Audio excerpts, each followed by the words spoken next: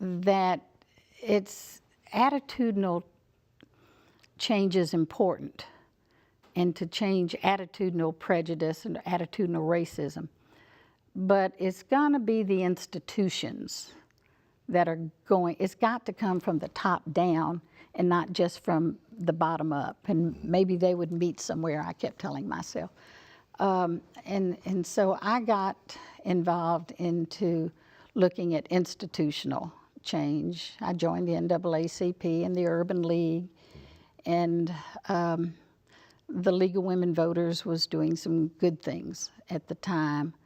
I got appointed to various, that was kind of interesting because the panel was integrated and people saw us all over town.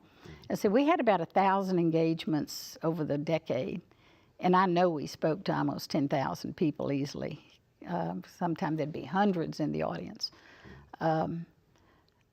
And people began wanting to integrate their boards and commissions, and I would always get calls. Could I possibly see if any of black panelists would be willing to integrate this board or that board? And so I realized that it's gonna take changing institutions as well as changing attitudes. Winfield Dunn appointed me to the Tennessee Human Rights Commission. Mm-hmm.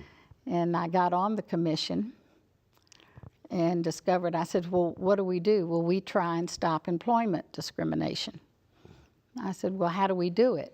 And they said, through persuasion. And as the kids would say today, well, how's that working for you? You know? And so I learned that there were nine states left in the Union that did not have a state law outlawing discrimination. And it looked like the Southeast Football Conference, of course. Mm-hmm. And so I said, well, we need a law. And someone says, well, write one. Well, I did. And 9 months later, I presented a law to the Tennessee legislature.